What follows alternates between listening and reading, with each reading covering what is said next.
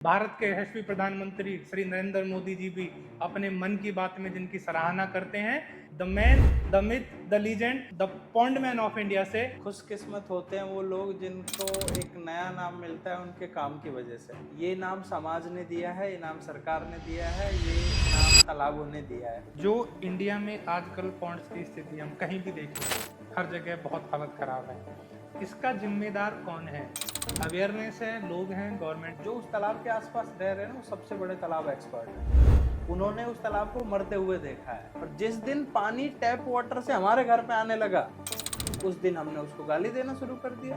हमने उसको नजरअंदाज किया, हमने उसको डस्टबिन बनाया, हमने उसको कचरा घर बनाया और आधे लोगों ने तो तालाब के ऊपर मिट्टी डाल के घर ही बना लिया। अब भारत में वही लोग परेशान है जिनका प्रोफेशन कुछ और है और करना कुछ और है। कुआं पूजन तब शुरू हुआ था जब कुआओं की सच में पूजा लायक स्थिति थी, जब कुआओं के ऊपर हम डिपेंड थे, जब कुआओं से हमारे घर का पानी आ रहा था, जब हम कुआं देवता को पूजते थे। तो हम कल्चर को, हम परंपराओं को, हम लोगों को चेंज कर सकते हैं सिर्फ एक मात्र तालाब की वजह से। तालाबों में फिर से आसमान उतर आया है क्योंकि किसी ने फिर से पानी को अपनाया है। हम कितनी बार तालाब साफ करने लग जाते हैं बिना एनओसी के, बिना परमिशन लिए। 1 घंटे के अंदर हमारा काम बंद हो जाता है। 100 आकर पूछते हैं किससे पूछ के कर रहे हो साहब। और हमेशा अच्छे लोगों की गिनती ज्यादा है बुरे लोगों से, इसलिए ये पृथ्वी चल भी रही है, इसलिए दुनिया चल भी रही है। कोशिश करेंगे कि हम कुछ ऐसा करें कि आने वाले कल के लिए जल को बचा सकें। आपका अल्टीमेट एम क्या है? कितने पॉन्ड रिवाइव करने हैं? कुछ गोल सेट किया है?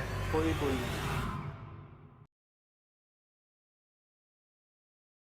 तालाबों में फिर से आसमान उतर आया है क्योंकि किसी ने फिर से पानी को अपनाया है।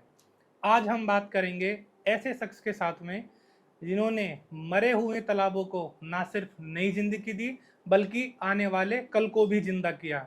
जी हाँ, मैं ऐसे इंसान की बात कर रहा हूँ जिसको हम और आप ही नहीं, भारत के यशस्वी प्रधानमंत्री श्री नरेंद्र मोदी जी भी अपने मन की बात में जिनकी सराहना करते हैं। जी हाँ, मिलेंगे आज हम the pond man of India से, the man, the myth, the legend, mister Ramveer Tanwar ji. भैया आपका बहुत बहुत स्वागत है हमारे पॉडकास्ट में। भैया, एक नॉर्मल जॉब से the pond man of India तक का सफर कैसा रहा? क्या टर्निंग पॉइंट रहा लाइफ का कि आपको पॉन्ड मैन बनने की तरफ चल दिए? First of all thank you so much कि आपने मुझे इनवाइट किया। और प्लेजर ऑलवेज। जहाँ तक की बात है कि एक नॉर्मल ज़िंदगी से पॉन्डमैन तक का सफ़र है, तो मैं बता दूं अभी भी, पहले भी नॉर्मल ज़िंदगी थी, अभी भी नॉर्मल ज़िंदगी है। पॉन्डमैन सिर्फ एक टैग मिला है और खुशकिस्मत होते हैं वो लोग जिनको एक नया नाम मिलता है उनके काम की वजह से। जी क्योंकि हमारे 2 नाम होते हैं, एक जो पैदा होते ही हमारे पेरेंट्स ने दिया है जिसमें कोई हमारी मर्जी नहीं थी, जी नाम से पूछा गया था, नाम ने बताया था। वो कोई बाहर से पंडित जी आके बता देते हैं और हमारे घर वाले मान भी लेते हैं। एक जो आपको, आप कर्म करते हैं और कर्म के आधार पर फिर समाज आपको एक नाम देता है। जी। ये नाम समाज ने दिया है, ये नाम सरकार ने दिया है, ये नाम तालाबों ने दिया है जी। और इसीलिए अब पॉन्ड मैन है। तो सबसे खास पल जो इस जर्नी का वो यही रहा है कि मुझे एक नया नाम मिल गया। बाकी बहुत सारे चैलेंजेस आए, बहुत सारे नई चीज़ें सीखी और सीखकर अपने चैलेंजेस को कम किया, स्ट्रगल को कम किया। लेकिन मैं ना पहले दिन एक्सपर्ट था, ना आज 8-10 साल काम करने के बाद एक्सपर्ट बन पाया हूँ। ना मैं इस काम के लिए पैशनेट हूँ। मुझे, हाँ, इस काम का शौक बहुत है मुझे, है ना। कोई मुझे पूछे कि you are a great social worker, तो मुझे खुद ही अपना आप, मतलब खुद ही अच्छा नहीं लगता। मैं कोई सोशल वर्कर नहीं हूँ। मैं इसलिए इस काम को करता हूँ क्योंकि मुझे पसंद है ना। ये मेरा एक तरह से I am fond of it. So इसीलिए जो जर्नी है वो आपकी दिलचस्प हो जाती है। किसी की भी जर्नी दिलचस्प हो जाएगी अगर उसका जो शौक है वो उसके प्रोफेशन से मैच कर जाएगा। जी जी जी, है ना। भारत में वही लोग परेशान है जिनका प्रोफेशन कुछ और है और करना कुछ और चाहते हैं ना। तो इसीलिए जो है मेरा शौक और मेरा प्रोफेशन, मेरा पैशन, यू कैन से, सब एक साथ मिल गया। तो मैं इस काम से खुश भी हूँ और इस जर्नी को दिलचस्प बनाने में लगा हुआ हूँ। जी। जब आपने पहला पॉन्ड रिवाइव किया था तो क्या कुछ चैलेंजेस आए थे? देखो, जब आप किसी भी काम को शुरुआत करते हैं ना, चाहे मैं हूँ या आप है, तो आपके पास दिखाने के लिए एक रेफरेंस नहीं होता है। जी। आप किसी को ये नहीं बोल सकते कि मैंने देखो वो वाला तालाब किया, कितना अच्छा, आप जाकर देखिए, लोगों से पूछिए जाकर। जी कोई एक टीचर ये नहीं कह सकता कि देखो मैंने वो बच्चा पढ़ाया था टॉप कर गया, जी कोई ये नहीं कह सकता कि उसकी देखो जॉब लग गई, क्योंकि आप नए हैं फील्ड में, आपके जी पास रेफरेंस नहीं है, पुराना बताने को कुछ नहीं है। और लोग जब तक पुराना आपका काम नहीं देख लेते, जब तक आप पर विश्वास नहीं कर जी पाते हैं, जी जी वहाँ आपका असली चैलेंज शुरू होता है। तो शुरुआत में मेरे साथ भी यही था कि पहली बार काम कर रहे थे, तो लोगों को डाउट भी था कि कर पाएगा कि नहीं कर पाएगा, कर लिया तो कितना करेगा। और दूसरी बात ये कि क्या हम कैसे माने कि हाँ करेगा ये काम। बहुत सारे लोग बीच में छोड़ के भाग जाते हैं, जी बहुत सारे लोग शुरुआत ही नहीं करते। तो सबसे बड़ा चैलेंज ये था। दूसरा, आप चाहे दुनिया का कोई भी काम कर लीजिए, आपको पैसा चाहिए।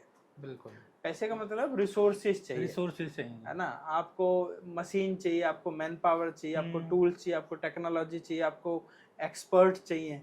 और इसमें से कोई भी चीज़ फ्री में नहीं मिलती है आपको। और एग्जैक्टली शुरू में आपके पास पैसे भी नहीं होते हैं, वहाँ आपको बिना पैसे के एक्सपर्ट्स को साथ लेना पड़ता है, बिना पैसे के आपको मशीन का इंतजाम करना पड़ता है, बिना पैसे के आपको कम्युनिटी को साथ लाना पड़ता है। जी पैसे देके तो आपको किसी को भी अपने फेवर में बुलवा लो आप, बिल्कुल लेकिन जब पैसा नहीं होता है तो आपके फेवर में बहुत कम लोग बोलते हैं। जी शुरुआत में वो चैलेंज था, एक्सपर्ट मैन पावर नहीं थी, पैसा नहीं था, रिसोर्सेस नहीं था, और सबसे बड़ी बात हमें नॉलेज भी नहीं थी। तो इसीलिए वो चैलेंज था। लेकिन समय के साथ नॉलेज आती चली गई, थोड़ी बहुत, थोड़ा रिसोर्सेस इकट्ठा हमने शुरू किए, लोगों ने सपोर्ट करना शुरू किया। और जो मैंने सबसे पहली बात आपको कही थी कि हमारे पास रेफरेंस क्रिएट हो गया। जी अब हम अगले गांव में जाके ये बता पाते थे कि हाँ हमने पिछले वहां पे एक तालाब किया पिछले गांव में, उसको जी जाके देखिए बहुत अच्छा हो गया। दूसरा, माउथ पब्लिशिंग एक चीज होती है, जी जी जी सॉरी माउथ पब्लिसिटी एक चीज होती है। जी और लोग एक दूसरे को बताते हैं तो फिर कांटेक्ट भी करते हैं और अपने गांव में काम करने के लिए आपको निमंत्रण भी भेजते हैं। जी जैसा आपने बताया रिसोर्सेज, जितने सारे रिसोर्सेज आपने लिस्टेड किए, उन सारे रिसोर्सेज से भी ज़्यादा हमें एक चीज़ की ज़रूरत होती है, और वो होती है वहाँ का लोकल सपोर्ट। तो जो वहाँ लोकल लोग हैं, तो जब आपने पहला तालाब कर रहे होंगे तो वहाँ के लोकल लोगों का रिएक्शन क्या था? सपोर्टिव थे या फिर यही नहीं नहीं बोला था कि लोग क्या काम उठा लिया नहीं है? लोकल लोगों का ना ये रहता है यार, ऐसे एनजीओ वाले तो हर महीने आ जाते हैं जी बैनर जी लेके, बिल्कुल बिल्कुल है ना कोई आता ही रहता है, करेंगे कितना करेंगे। बहुत सारे लोग ये रहते हैं, अरे भाई साहब ये टैक्स बचाते हैं ये तो अपना, हमने सुना है कि 1 करोड़ रुपए यहाँ पे 2-3 लाख रुपए खर्च करेंगे और कई करोड़ रुपए अपनी जेब में रख हाँ लेंगे, हाँ हाँ है ना। बहुत सारे मिसकंसेप्शन। मिथ्स हैं, बहुत सारे मिथ्स हैं। एक्चुअली जब लोगों को पता नहीं होता है ना, तो वो किसी ने कह दिया, कहीं पढ़ लिया, कुछ भी कर लिया, व्हाट्सएप यूनिवर्सिटी से कोई मैसेज मिल गया, उन सारी चीजों पर विश्वास कर लेते हैं और लोगों को काम करने से फिर रोकते भी हैं, वो टांग अड़ाते हैं। शुरुआत में हमारे भी कम्युनिटी ने बहुत ज्यादा सपोर्ट किया नहीं था, लेकिन जब भी आप कहीं पे काम करते हैं तो दोनों तरह के लोग मिलते हैं आपको। जी अच्छे लोग भी मिलते हैं जो आपको कुछ भी करके सपोर्ट करते हैं, जब आपके पास जान पहचान नहीं होती तब भी उतना ही सपोर्ट करते हैं, जब आप 10 साल बाद भी उतना ही सपोर्ट करते हैं। जी तो और हमेशा अच्छे लोगों की गिनती ज्यादा है बुरे लोगों से, इसलिए ये पृथ्वी चल भी रही है, इसलिए दुनिया चल भी रही है। बहुत सारे लोगों ने सपोर्ट भी किया था, लेकिन बहुत सारे लोग ऐसे भी थे जो टांग अड़ाने में मजे ले रहे थे। जी अच्छा, जो इंडिया में आजकल पॉन्ड्स की स्थिति हम कहीं भी देख लें, हर जगह बहुत हालत खराब है। इसका जिम्मेदार कौन है? अवेयरनेस है, लोग हैं, गवर्नमेंट का नहीं नेग्लिजेंस है, नहीं क्या है? तालाबों की जो हालत है उसके जिम्मेदार हम खुद है। जी तालाब ना तो किसी एलियन ने बनाए थे आके, हमारे ही एंसेस्टर्स ने बनाए थे, हमारे जी ही पूर्वजों ने बनाए थे, और जरूरत के लिए बनाए थे जब उनको जरूरत थी, है ना। और बिगाड़ा भी हमने ही है। जी अच्छा, अब क्वेश्चन ये है कि जब भाई हमारे ही पूर्वजों ने बनाया तो हम बिगाड़ क्यों रहे हैं। वो असली बात होती है जरूरत की, और दूसरी बात होती है इकोनॉमी की।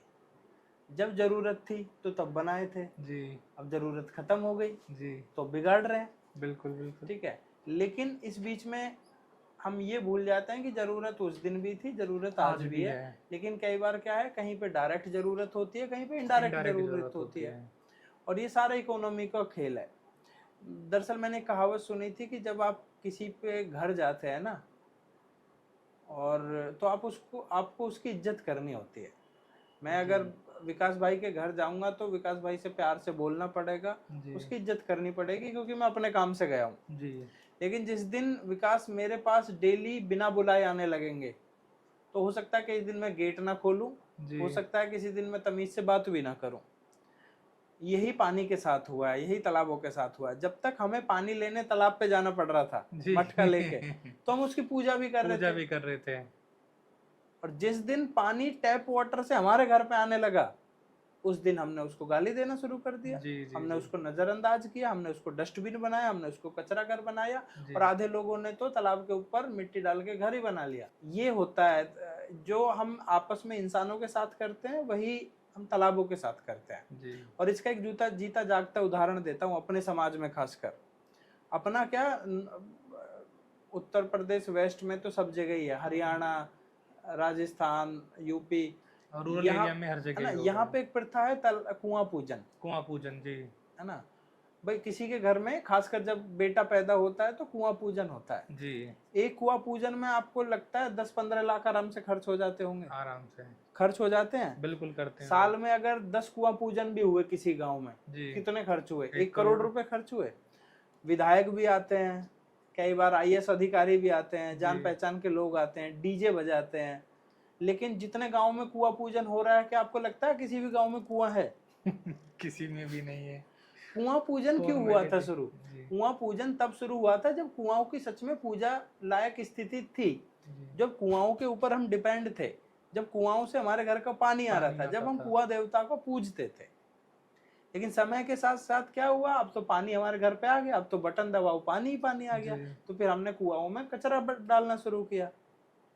लेकिन वो संस्कृति खत्म नहीं हुई, वो परंपरा खत्म नहीं हुई। परंपरा खत्म नहीं पूजा हुई। अभी भी कर रहे हैं कुआओं की, और काफी जगह तो ऐसा है कि एक बोर्ड लगा हुआ है मात्र, यहाँ पर कुआं है जी या यहाँ पर कुआं था, और उस बोर्ड की पूजा हो रही है आज।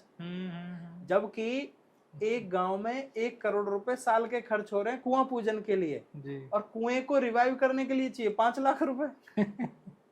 उस मरे हुए कुएं को जिंदा करने के लिए 5 लाख रुपए चाहिए, और हम कितना खर्च कर रहे हैं साल का? 1 करोड़। 1 करोड़ रुपए उसकी पूजा करने के लिए। लेकिन 5 लाख रुपए भी अगर पूरे गांव से आप इकट्ठा करके दिखा दो मुझे बिल्कुल कुआं नहीं रिवाइव होंगे। करने के लिए, नहीं होगा। यही तालाबों के साथ होता है। हम्म, पूरा इतने गांवों से फोन आते हैं मेरे पास, जी हमारे गांव का तालाब भी करा दो। तो मैं कहता हूँ ठीक है जी, पहले 5 लाख रुपए इकट्ठे कर लो आप, और 10 लाख रुपए मैं लगाऊंगा अपनी तरफ से, कहीं से भी लाऊं। पूरा गांव कभी 5 लाख रुपए इकट्ठा नहीं कर सकता तालाब के लिए। मुझे पता है ना, अभी कुआं पूजन के लिए कर लेंगे वो, बस नाचना है, गाना है। तो ये कई बार क्या होती है, परंपराएं भी ना विनाश का कारण होती हैं हमारे।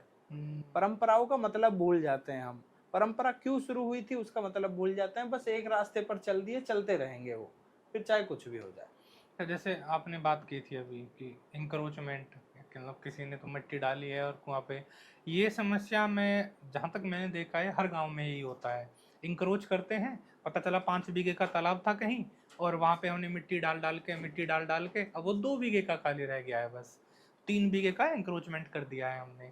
तो इसका सबसे बड़ा जो रीज़न है वो तो है ग्रीड, लोगों का लालच है। लेकिन क्या इस पे भी आपने कुछ काम करने का सोचा है कि जो एंक्रोचमेंट हुआ है तालाब का? बिल्कुल यार, देखो पहली बात तो ये कि जो एंक्रोचमेंट तालाबों पे हुआ ना, वो लीगल इशू है, वो इलीगल काम किया है लोगों ने। जी वो सुप्रीम कोर्ट, एनजीटी और जो भी भारत के कानून है उसके खिलाफ जाके काम किया है उन्होंने। जी जी ये हो गया एक मोरल जॉब, जी भाई आप तालाब में कचरा ना डालें, ये हुआ, वो एक ज्यादा मोरल हो गया। हालांकि उसके ऊपर भी प्रावधान है जुर्माना लगाने के, जी लेकिन अभी देश में उतना है नहीं कि भाई जुर्माना लगाया जाए। तो ये एक मोरल हो गया, है ना। वो हो गया एक इलीगल वर्क, और इलीगल वर्क के खिलाफ किसी के काम करने के लिए मेरे पास पावर नहीं है। भाई आप ही नीचे से, हो सकता है सोसाइटी तालाब के ऊपर बनी हुई हो जिसमें हम आज पॉडकास्ट कर रहे हैं, क्या मेरे पास राइट है कि इस सोसाइटी को तोड़ दूं मैं? बिल्कुल नहीं। नहीं है। उस केस में क्या कर सकते हैं हम? उस केस में हम ये कर सकते हैं कि जाकर जो भी कंसर्न डिपार्टमेंट है, डीएम है, एसडीएम है, सीडीओ, वहां पे कंप्लेंट ही तो फाइल कर सकते हैं। मैक्सिमम बस यही कर अब उनके ऊपर है कि वो क्या करेंगे वो। सो हम क्या है, जहां पर भी इस तरह के इलीगल इश्यूज है, एंक्रोचमेंट है, हमारा काम है रिपोर्ट करना। अच्छा, जैसे किसी गांव में, जैसे आपने बताया कि मेरे पास फोन आते हैं, कोई गांव है वो अपने गांव का तालाब है या कुआं है उसको रिवाइव करना चाहता है, तो क्या उसका प्रोसेस होता है स्टेप बाय स्टेप? देखो स्टेप बाय स्टेप तो है कि किसी के लिए एक स्टैंडर्ड सॉल्यूशन नहीं है किसी तालाब के लिए, क्योंकि आप 100 तालाब विजिट करेंगे, 100 में आपको अलग समस्याएं मिलेंगी। जी है ना, कहीं पे सूखा हुआ है, कहीं कचरा भरा हुआ है, कहीं जलकुंभी है, कहीं सीवेज आ रहा है, कहीं एनक्रोचमेंट है, बहुत सारी समस्याएं हैं। तो तालाबों के हिसाब से एक बेसलाइन सर्वे होता है, नीड असेसमेंट होती है, उसके हिसाब से उसके रेस्टोरेशन की पूरी प्रक्रिया तय होती है। लेकिन यह है कि भाई पहले उसका जो है जलकुंभी निकाली जाती है, कचरा निकाला जाता है, फिर डी वाटरिंग की जाती है, फिर सिल्ट निकाली जाती है, फिर पाथवे बनाया जाता है, फिर उसमें नेस्टिंग आइलैंड बना सकते हैं, फिर चेन लिंक फेंसिंग कर सकते हैं, पेड़ लगा सकते हैं। बहुत सारे काम है जो हम तालाबों में कर सकते हैं और वो स्टेप बाय स्टेप किए जाते हैं। ओके। टाइम और कॉस्टिंग क्या माने अगर एक तालाब देखो, रिवाइव करना है? क्योंकि कोई तालाब कम गंदा हो सकता है, कोई ज्यादा, कोई कम गहरा, कोई ज्यादा गहरा, कोई ज्यादा। तो इसलिए ऐसी कोई फिक्स फॉर्मूला नहीं है कि पर एकड़ इतनी कॉस्ट आती है ना। बट ये है कि तालाबों को अच्छे से रिवाइव करने में 6 से 8 महीने लग जाते हैं। ओके, एक तालाब को रिवाइव करने में। तो जी। वहाँ की जो लोकल कम्युनिटी होती है, जो लोकल लोग होते हैं, उनको कैसे आप इंगेज करते हैं? क्योंकि लॉन्ग टाइम में तो वही देखो, डिसाइड हम क्या करेंगे। करते हैं, जब भी कोई तालाब का काम शुरू करते हैं तो उससे पहले एक जल चौपाल कंडक्ट करते हैं। जल चौपाल का मतलब है एक कम्युनिटी मीटिंग, वाटर मीटिंग।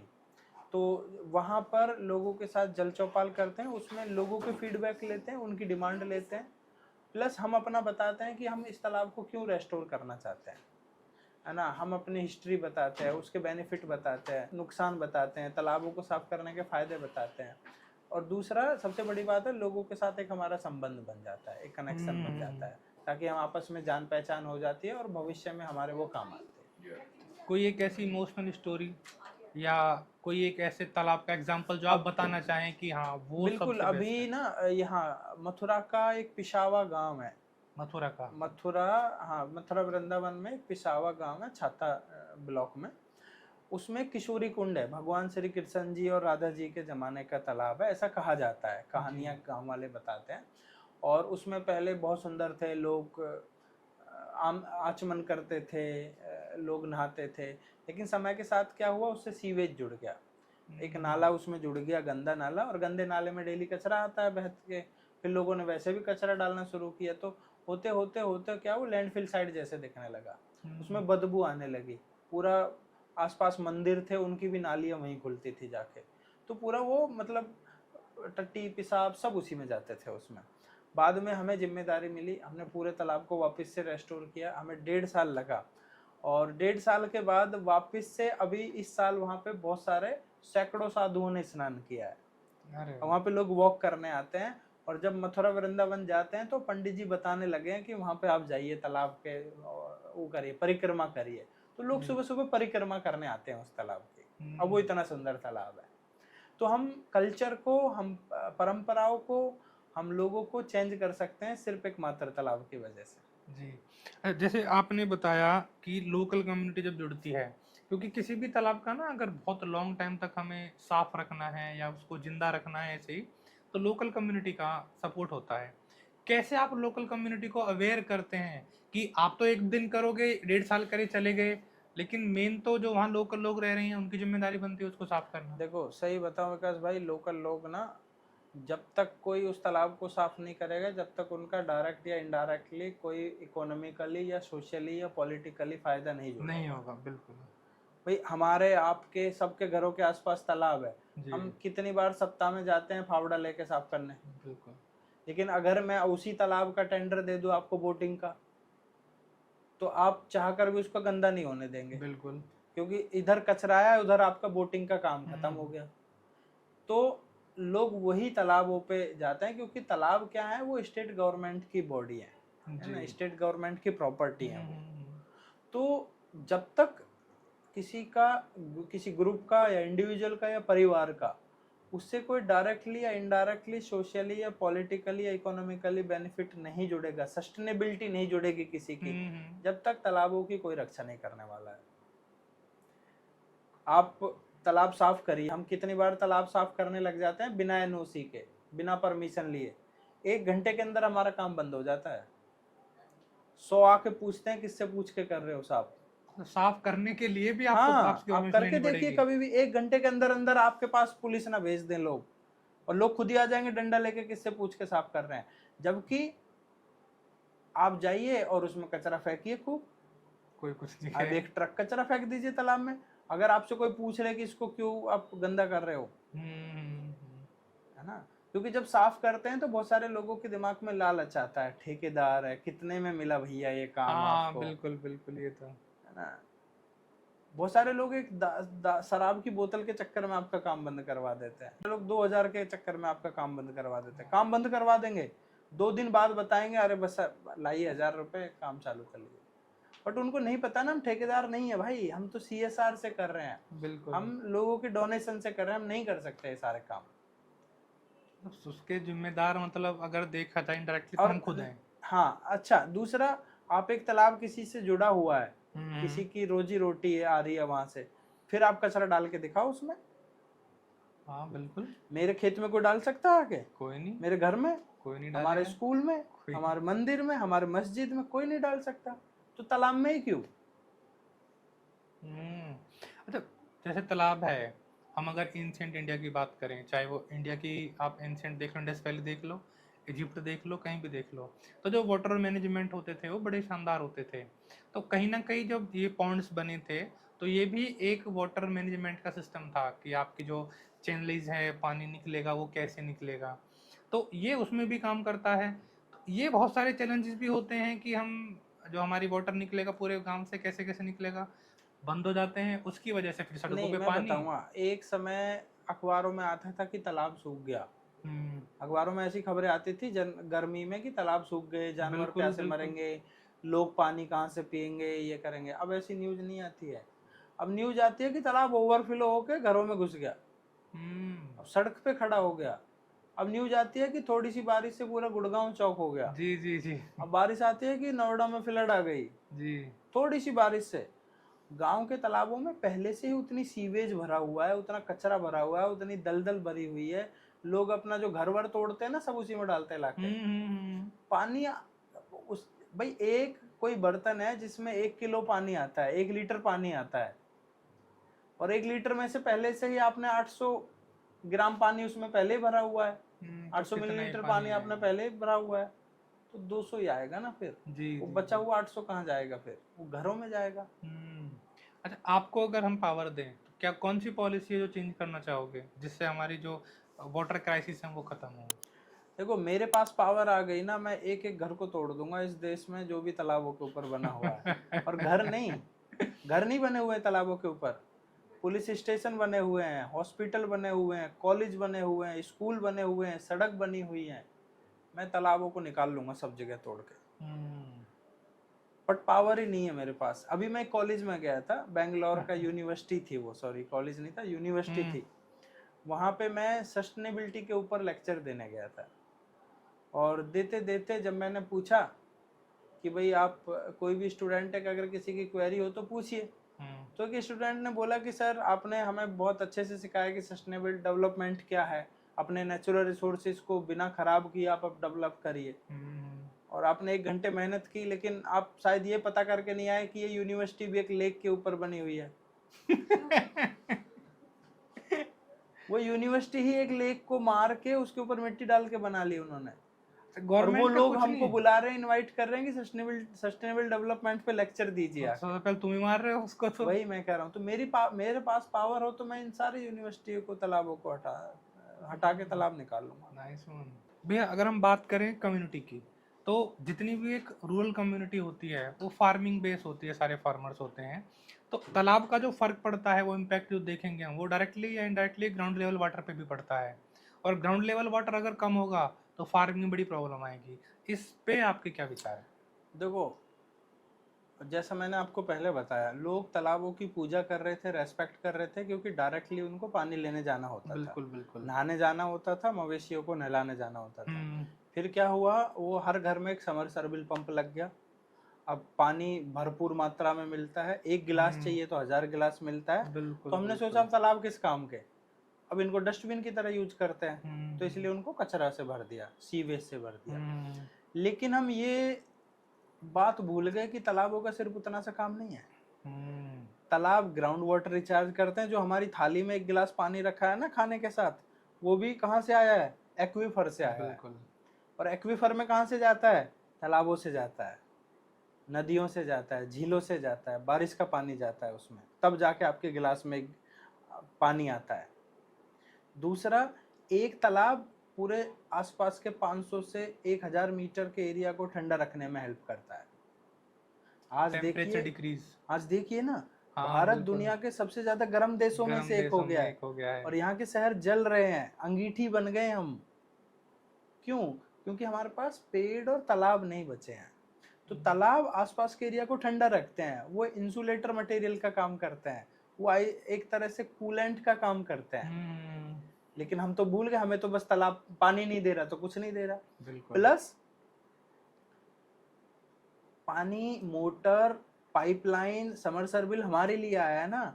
अभी तो बहुत सारी लिविंग स्पीसीज हैं, अनगिनत लिविंग स्पीसीज है जो उसी तालाब पे आज भी उतना ही रिलीवेंट है, जिनके लिए ये तालाब डिपेंडेंट तालाब आज भी उतने ही डिपेंड है उस तालाब पे। उनका क्या होगा? उनके लिए थोड़ी ना समरसेबल लगा है, ये तो आपके लिए लगा है। तो इसलिए उनका भी ध्यान रखना होता है। मवेशी कहाँ जाएंगे, कुत्ते बिल्ली कहाँ जाएंगे, बंदर कहाँ जाएंगे? अभी मैं राजस्थान में कहीं जा रहा था, एक तालाब सूखा हुआ पड़ा था, लोगों ने मुझे बुलाया था उसके लिए, क्योंकि जी हाँ बंदर बहुत रहते हैं, अभी सूख जाता है, कुछ व्यवस्था नहीं है। मैं गाड़ी से निकल के पानी पीने लगा बोतल में, मेरे पास 3 बंदर मेरे पैर पकड़ के खड़े हो गए। मैंने देखा आप अपने हाथ से उनको पानी 3 पिला रहे थे बंदर बोतल मेरे से। पैर पकड़ के मेरी तरफ ऐसे देख रहे हैं जब मैं पानी पी रहा हूँ। मैंने खोला और सबको, जैसे ही मैंने किया तुरंत मुंह खोल लिया उन्होंने। मैंने सबको एक एक करके पानी पिलाया, चले गए बेचारे। तो भाई तालाब जो उनके लिए भी उतने रिलीवेंट है, हमारे लिए भी उतने रिलीवेंट है। हमारे लिए समरसेबल आ गया, उनके लिए नहीं आया, तो हमें उनके लिए भी सोचना है थोड़ा। तो जो आज का यूथ है वो आपको देख रहा है, वो इंस्पायर हो रहा है आपसे, वो स्टार्ट करना चाहे तो कैसे स्टार्ट करे? इनिशियल स्टेप क्या होगा? इनिशियल स्टेज होता है डिस्कशन। जब आप किसी चीज़ का डिस्कशन अपने परिवार से करेंगे, अपने आसपास के साथियों से करेंगे, गांव वालों से करेंगे, तो आपको बहुत सारी चीज़ें पता चलेंगी। आपको ये भी पता चलेगा आप जो सोच रहे हैं वो सही सोच रहे हैं कि गलत सोच रहे हैं। भाई एक तालाब को चलो आप रिस्टोर करना चाहते हैं, आपने देखा इसमें गंदगी है, आप जब तक आपको एनओसी नहीं मिलेगी गवर्नमेंट से, आप कितना काम कर लोगे? बिल्कुल बिल्कुल। तो पहले आपको खसरा नंबर पता करना होगा उस तालाब का, खसरा खतौनी निकालना होगा, उसका एरिया निकालना होगा, डेप्थ निकालनी होगी, एनालिसिस करनी होगी, फिर आपको फंड का इंतजाम करना पड़ेगा, बहुत सारी चीज़ें आपको करने के लिए। लेकिन इन सबसे पहले जब डिस्कशन होगा तो अपने आप ही आपको खसरा नंबर भी पता चल जाएगा। अपने आप ही आपको ये पता चल जाएगा कि अरे वो लोग भी यही काम करते हैं, उनसे जाके पूछिए, तो सब पता चल जाएगा। चैन लिंक कड़ी सब जुड़ने लगेगी। लेकिन आप उस तालाब के पास जाइए, खड़े होइए, लोगों से बात करिए, पहले कैसा था ये तालाब, अब कैसा है, क्या हुआ, क्या कारण रहे इस तालाब के मरने के। जो उस तालाब के आसपास रह रहे हैं वो सबसे बड़े तालाब एक्सपर्ट है, उन्होंने उस तालाब को मरते हुए देखा है। बिल्कुल बिल्कुल। और सबसे ज्यादा दुख भी उन्हीं को है, और कई लोग तो ऐसे हैं कि जो सबसे ज्यादा खुश भी वही है उसकी 100 मीटर जमीन कब्जा के। जिन लोगों के कंधे पे सबसे ज्यादा जिम्मेदारी थी तालाबों को बचाने की, जो उसके किनारे पे रह रहे हैं, सबसे ज्यादा तो मारा उन्हीं ने ही है। वो इधर उधर देखते हैं, कोई नहीं देख रहा और 100 मीटर और कब्जा लेते हैं। तो आप उन लोगों से जब बात करेंगे उनको सब पता है। ओके, मैं कुछ क्वेश्चंस आपसे पूछूंगा, वो होंगे आपके मिथ और कंसेप्शन के। तो सबसे बड़ा मिथ जो वाटर कंजर्वेशन के लिए है वो क्या है? सबसे बड़ा मिथ जो वाटर कंजर्वेशन के लिए वो ये है कि हम आर्टिफिशियल रेन वाटर हार्वेस्टिंग से तालाब पानी को बचा लेंगे। जी, ये तो है ना। आज सोसाइटीज में लगे हैं, घरों में लगे हैं, लेकिन बता दीजिए कितना चल रहे हैं। एक बार चलते हैं, 2 महीने चलते हैं, फिर बंद हो जाते हैं, कौन उनको मेंटेन करेगा? बिल्कुल। तो ये सबसे बड़ा मिथ है कि एक गड्ढा बना दो, पानी नीचे चला जाएगा। आपको कैसे पता है यहाँ एक्वीफर है ही? हाँ बिल्कुल। आपको कैसे पता पानी नीचे कितने मीटर नीचे जाके वो है? ये सारे मिथ्स हैं। सबसे बेस्ट तालाब ही है पानी रिचार्ज करने के लिए। Okay, one mistake people make with ponds, सबसे बड़ी मिस्टेक जो तालाबों के साथ लोग कर रहे हैं। तालाबों के साथ जो सबसे बड़ी मिस्टेक लोग कर रहे हैं, उनको कम आंक रहे हैं, उनको बस एक गड्ढा समझ रहे हैं पानी का। गड्ढा नहीं है वो हमारी संस्कृति से जुड़े हुए हैं, वो हमारी सभ्यता से जुड़े हुए हैं, हमारी परंपराओं से जुड़े हुए हैं। आप देखिए, आप पुरानी यूनिवर्सिटीज में जाइए, आप नालंदा यूनिवर्सिटी जाइए, आप तक्षशिला यूनिवर्सिटी जाइए, आप गौतम बुद्ध यूनिवर्सिटी जा लीजिए, आप कितनी से पुरानी पुरानी यूनिवर्सिटी जाइए, नहीं सब में आपको तालाब मिलेंगे। बिल्कुल थे, पहली यूनिवर्सिटीज में तालाब थे। आप सब में साउथ इंडिया के पुराने मंदिर जाइए, सबके किनारे पे आपको तालाब मिलेगा। आप, और ये एक धर्म की बात नहीं कर रहा हूँ मैं, एक रिलीजन की बात नहीं कर रहा हूँ मैं, हिंदुओं के मंदिरों के पास जाइए और आपके अपने गांव के आसपास जो गौतम बुद्ध नगर, नोएडा, गाजियाबाद, 80% शमशान घाट आपको तालाब के पास मिलेंगे। कि जब लोग अंतिम संस्कार करने के बाद हाथ धोते थे उसके बाद। आज भी तालाबों के पास आपके खुद के गांव में 2-2 तालाब मंदिर के पास जी है। जी जी, हमारे गांव के चारों किनारों पे मंदिर है और मंदिर है। चारों किनारों पे ही तालाब है। तो तालाब, मंदिर, हमारा धर्म और तालाब, हमारी शिक्षा और तालाब, सब आपस तालाबों सब जुड़ा हुआ है। आप सिखों में जाइए, जो गोल्डन टेम्पल है कहाँ बना हुआ है? तालाब के किनारे। तालाब के किनारे बना हुआ है। आप जब मस्जिद में जाते हैं, नमाज पढ़ने से पहले क्या करते हैं? वजू करते हैं, वजू हाथ करते धोते हैं। एक हैं छोटा हाथ सा धोने टैंक के होता है, लिए। उसमें हाथ धोते हैं। हम्म, तो वो भी एक मिनी पॉन्ड की तरह ही है। आप मथुरा जाइए, वृंदावन जाइए, वहाँ पे मानसी गंगा है, मंदिर के पास में ही सब है। सब तो जितने भी धर्म है, जितने भी रिलीजियन है, जितनी भी सभ्यताएं हुई हैं, सब तालाबों से जुड़े हुए हैं। और हम सबसे बड़ी भूल यही कर रहे हैं कि ये सिर्फ पानी का एक गड्ढा पानी है। का गड्ढा है। वाटर सेविंग के लिए सबसे पहला इनिशियल स्टेप क्या होना चाहिए? मतलब एक हैबिट कौन सी जनरेट कर ले हम कि हम पानी बचा सकते हैं? देखो, पानी के लिए सबसे बड़ी हैबिट तो खुद को ही ढालना है, खुद के अंदर परिवर्तन लाना है। हम बहुत सारी चीज़ें घरों में ऐसा करते हैं कि हम चाहे दिन में तो 10-15 लीटर पानी बचा ही सकते हैं कम से कम।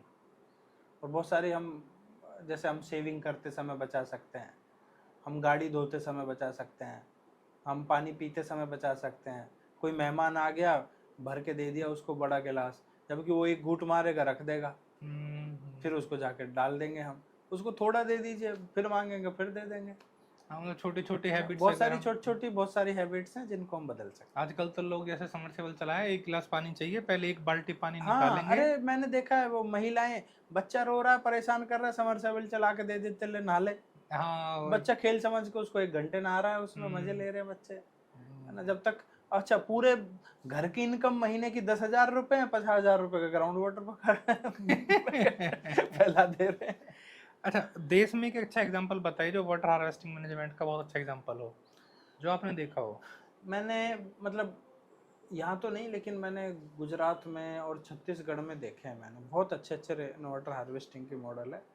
वहाँ पे पानी को जो है, मतलब कई कई जहाँ पे, और सिंपली जहाँ पे आदिवासी एरिया है, वहाँ पे पानी को बहुत अच्छे से वो तो आज भी सहेज के प्रकृति रखते के हैं। उपासक हैं, तो हाँ, वो बहुत अच्छे से सहेज के रखते हैं। कई गांव में, एक छत्तीसगढ़ जैसे रायपुर के आसपास से एक है, तो उसमें कोई भी ओपन नाली नहीं है। सब पानी, सारी नालियां जाके एक तालाब में जाती हैं, और तालाब से फिर वो खेतों में पानी को तुरंत यूज कर लेते हैं। गंदा पानी अलग जाता है, साफ पानी अलग जाता है। तो जो ओपन नाल, जो अंडरग्राउंड नाली है, उनसे गंदा पानी जाता है अलग एरिया में। जो साफ पानी है, क्योंकि अंडरग्राउंड तो जाएगा नहीं, वो बाहर जाता है एक दूसरे तालाब में। इरिगेशन के लिए यूज अलग करते अलग हैं। कर दिया उन्होंने। हमारे क्या अलग अलग नहीं है, उसी में पानी बारिश का जा रहा है, उसी में हमारा सीवेज का भी जा रहा है, लेटरिन बाथरूम सब उसी में जा रहा है। अच्छा, आपका अल्टीमेट एम क्या है? कितने पॉन्ड रिवाइव करने हैं? कुछ कुछ गोल सेट किया है? कोई गोल नहीं है। और मेरा तो मानना है कि गोल जिसने सेट कर लिया ना, वो फिर सुख ही नहीं रह पाता। कॉर्पोरेट लाइफ Mental छोड़ peace के भी इसलिए चाहिए। आए थे कि उसमें टारगेट मिलते थे उसमें गोल मिलता था, और यहाँ के आपके यहाँ आकर भी गोल लेने लगे थे, फिर फायदा क्या हुआ चेंज करने का। मेंटल पीस चाहिए जब जितना आप हो मुझसे रहा ये है। पूछते हैं ना कि आपका और क्या, कितने तालाब और करने हैं, या अभी कहाँ और पहुंचना है, तो मेरा जवाब हमेशा ये रहता है कि यहाँ तक भी कोई प्लान नहीं था और आगे भी कोई प्लान नहीं है। ये काम शौक है, जब तक मजा आ रहा है करते जाओ, जब मजा आने लगे दूसरा काम कर लो। कौन सा हमारे ऊपर किसी ने बंदूक लगाई हुई है कि नहीं यही काम करना है? बिल्कुल बिल्कुल। क्या आप बनना चाहते थे, या अगर आप इस फील्ड में नहीं होते, अगर आप पॉन्डमैन नहीं होते, तो आप क्या होते? मैं पॉन्डमैन नहीं होता तो कहीं जॉब कर रहा होता, या मैं सच बताऊं तो मैं एक अच्छा कोचिंग सेंटर चला रहा होता। क्योंकि जब मैं हमारे कॉलेज में था, कॉम्पिटिटर बनते फिर आप। हाँ, जब मैं कॉलेज में था और मैं 4 साल कॉलेज में रहा, चारों साल मैंने ट्यूशन दिया। और मेरे साथ, मैं जब खुद कॉलेज का बच्चा था तो मेरे पास एक एक बैच में 40-40 बच्चे हुआ करते थे, और मैं ऐसे पढ़ाता था बच्चों को मैथ और फिजिक्स बस, क्योंकि मुझे बहुत कॉन्फिडेंस था उस सब्जेक्ट में। और मतलब फिर धीरे धीरे जब मैंने कॉलेज पास आउट किया था, फिर मैं जॉब लग गया, जॉब लगी तो फिर मुझे छोड़नी पड़े। जब जॉब लगी थी तो मेरे पास 3 बैच चलते थे, आसपास के पड़ोस के गांव से भी बच्चे आते थे, इतने सारे बच्चे थे मेरे पास। और जब मैं बच्चों को मना कर रहा था ना कि भाई आपके बाद मत आना, मुझे बहुत जोर पड़ रहा था मुझे उनसे कहने में क्योंकि कहीं ना कहीं मुझे अंदर से बड़ा सुकून मिलता था उन्हें पढ़ाने में। पढ़ाने सब में। बच्चे भैया भैया बोलते थे, रात को 10 बजे तक पढ़ाता रहता था मैं उनको, कोई कोई सुबह फिर 5 बजे आ जाता था। कभी मेरे घर पे ऐसा नहीं था कि खाली पड़ा है। अगर मैं दिख गया किसी को तो बच्चे आ ही जाते थे अपने आप। तो अगर मेरा कुछ नहीं होता तो मैं जाके वापस बच्चों को बुलाता और बच्चे आ भी जाते। तो आपका मैसेज एक उन लोगों के लिए जो देख तो सब कुछ रहे हैं लेकिन करना कुछ नहीं चाहते। नहीं, जो कुछ करना नहीं चाहते वो आगे भी कुछ नहीं करेंगे, उनके लिए बोलना ही क्या। और जो कुछ करना चाहते हैं उनके लिए, जो कुछ करना चाहते हैं उनके लिए तो बहुत सारे रास्ते हैं। जब आप एक घर से ऑफिस तक जाते हैं आपको 50 समस्याएं दिख जाएंगी। आपको कचरा दिखेगा, भिखारी दिखेंगे, महिलाएं परेशान दिखेंगी, बुजुर्ग दिखेंगे, है ना, एयर पॉल्यूशन दिखेगा, हीट वेव्स दिखेंगी। आप किसी पे भी काम करिए, जिसको काम करना है उसके लिए काम की कमी नहीं है। आज भी आप 100 ठेकेदारों को बुलाइए, कॉन्ट्रैक्टर्स को बुलाइए, 100 किसानों को बुलाइए, बड़े वालों को, और सबसे पूछिए आपकी मेन समस्या क्या है। सबसे पूछिए, आपको 99 लोग यही बोलेंगे, बड़े कॉन्ट्रैक्टर या बड़े किसान, कि हमें मैन पावर नहीं मिल रही है जी, हमें अच्छे लोग नहीं मिल रहे हैं जी। और ये साथ मेरे भी साथ भी समस्या है ये। अब मुझसे पूछिए, मैं कितने लोगों को जॉब देने के लिए तैयार हूँ, लेकिन जैसे जॉब देने की बात आती है मैं सिर्फ सर ऑफिस का काम कर पाऊंगा। भाई मैं तो खुद आज तक ऑफिस नहीं मैं बना पाया अपने मेरा लिए, खुद ऑफिस नहीं है तो मैं मैं कहाँ से ऑफिस का काम दूं। तालाब पे जाओ, खड़े होकर काम करवाओ, कोई राजी नहीं है उसके लिए। किसानों के, मैं मध्य प्रदेश था अभी, कितने बड़े किसानों की फसल खड़ी खड़ी गल गई, उनको काटने वाले आदमी नहीं मिले, काटने वाला आदमी नहीं मिले, कोई नहीं करना चाहता। ये भी समस्या आके है। मजदूरी तो कर लेंगे, मैं बताऊं, कोई गांव का आदमी शहर में जाके मजदूरी तो कर लेगा, लेकिन अपने गांव काम नहीं करेगा। ये बड़ी समस्या है। आपको लगता है कि लोग रोजगार नहीं दे रहे, और आप ये देखिए जाके जो लेबर चौक पे लोग खड़े रहते हैं, आप उनसे कभी काम करवा के देखिएगा, आपको पता चल जाएगा कितने मेहनती लोग होते हैं। 3-4 घंटे में आपको ऐसा पका देंगे ना वो, आप 4 घंटे कहेंगे भैया चले जाइए। वो 6 बार बीड़ी पियेंगे, 7 बार तम्बाकू मसलेंगे, बस खत्म हो गए 5 बज गए। तो सबसे बड़ी समस्या है, लोग काम देना चाहते हैं, लोग, बहुत सारे लोग तो मेहनत ही नहीं करना चाहते, बस टाइम पास करना चाहते हैं। और ये हमारे युवाओं के अंदर भी है। मैं अपने समाज के कितने सारे युवाओं से मिला हूं, जैसे उनको काम दो कुछ तो काम बाद में करेंगे, पहले जाके ऑफिस खोलेंगे। ऑफिस होना चाहिए भाई, ऑफिस खोलो। ऑफिस की जरूरत क्या है, अब डिजिटल इंडिया है, अब कोई ऑफिस की जरूरत नहीं है, अब सॉफ्ट वर्क होता है। मैं कितने बड़े बड़े, मैं 500 करोड़ का स्टार्टअप दिखा दूंगा जिनके पास आज तक ऑफिस नहीं है अपना। बिल्कुल बिल्कुल। वर्क फ्रॉम होम का टाइम है भाई, करो जितना। मेरे पास आज तक ऑफिस नहीं है, घर ही मेरा ऑफिस है, और मेरे पास करीबन 25 लोग हैं अभी जो फुल टाइम कर रहे हैं, और ऐसे भी लोग हैं जिनकी सैलरी 1-1 लाख रुपए मैं देता हूँ, आज तक वो ऑफिस नहीं आई। 1 लाख रुपए सैलरी में आज तक ऑफिस नहीं आई, वो घर से ही काम करते हैं। जिसको काम करना है वो घर से भी कर लेगा, जिसको नहीं करना है आप घर के अपने सामने बिठा के खूब डेली डांट लो, उसको नहीं करेगा। अगर आपको मैं सारी पावर्स दे दूं कि इंडिया के सर्वे सर्वा आप हो, आपको कुछ डिसीजन लेना है, तो क्या वो काम होगा जो आप करना चाहेंगे? देखो, आपको तो मेरी आदत पता ही है, मैं तालाबों के लिए काम करता हूँ। डिमोलिश कर दोगे और सब मैं कुछ तालाबों के लिए ही काम करूंगा, और मैं तालाबों पे बने हुए सारे घर तोड़ दूंगा, सड़क जी। तोड़ दूंगा, स्कूल तोड़ दूंगा। जी। मेरा सबसे पहले यही काम होगा। ओके। एक वर्ड हमारे जीएमबी के लिए, बुद्धिस्ट मिशन एजुकेशन के लिए, आपके विचार। ये एक बहुत सुंदर आपका मिशन है, पहल है, और मैं चाहूँगा कि समाज के ज़्यादा से ज़्यादा बच्चे इस मिशन से जुड़ें और इसका फ़ायदा उठाएं। क्योंकि मैं हज़ारों बच्चों को देखता हूँ जो आज भी पथ से भटके हुए हैं। जी जी। वो दिखावे में आ गए हैं और गलत रास्ते पे भी जा रहे हैं। और मैं कई बार सोचता हूँ कि जो लाइफ मैं अब जी रहा हूँ, भाई मैं जो कॉलेज में जाता हूँ, स्कूल में जाता हूँ, वो बहुत सारे मेरे साथियों के दादा दादी जी चुके हैं। जब मैं खुद कॉलेज में था तो जो इंट्रोडक्शन होता था ना हम सारे भाई दोस्तों का, वो ऐसे कहते थे मेरे नाना जी दरोगा थे, उसके किसी के दादाजी इंस्पेक्टर थे, किसी के दादाजी साइंटिस्ट थे, किसी के चौकीदार थे। हमारा क्या था, हमने तो पहली पीढ़ी में 10वीं पास करी है, अब जाके चौकीदार थानेदार ये तो भूल जाइए। तो हम ऑलरेडी 3 पीढ़ी पीछे चल रहे हैं। जिनके दादाजी साइंटिस्ट रह चुके हैं, जिनके दादाजी बढ़िया गाड़ी में घूमते थे।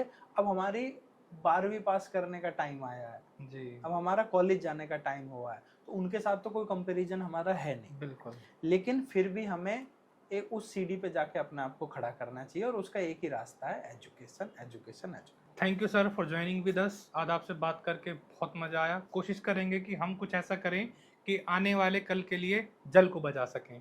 Thank you for being with us. बहुत बहुत धन्यवाद। Thank you sir.